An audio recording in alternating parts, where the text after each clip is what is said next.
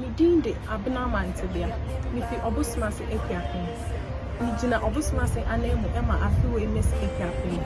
Me ni din de Nana Okoko Ayebeko in the first. Nana Nyankwada.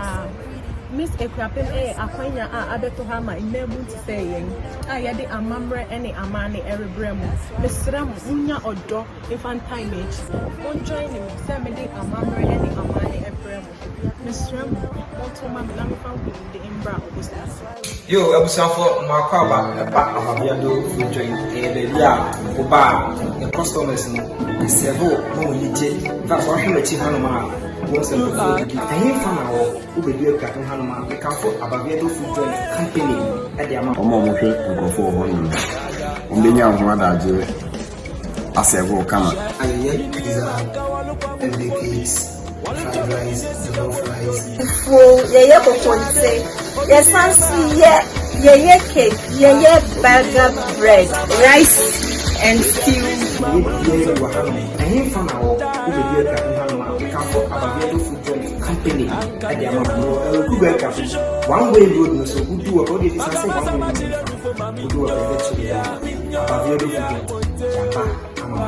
Shesha Abaviado Food Company Limited. Ewo Ukugwa Akuapem New Road Niso. Obetumi afre ewa ahomatrofo yeso 0552 424227 ana 059130647 eteki order BRB ema engagement o program bi a wo ye bia Abaviado Food Company Limited yaba amawame.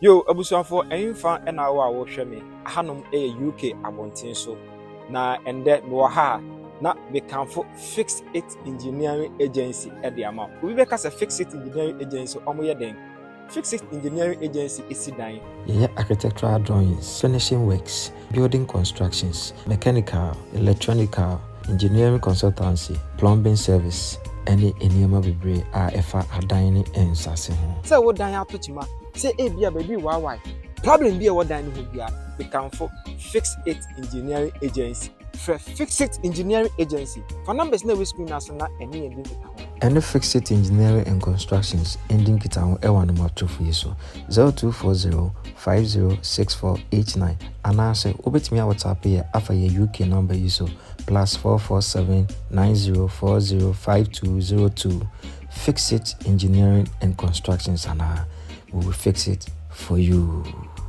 Akuapem TV. Be also. Hein.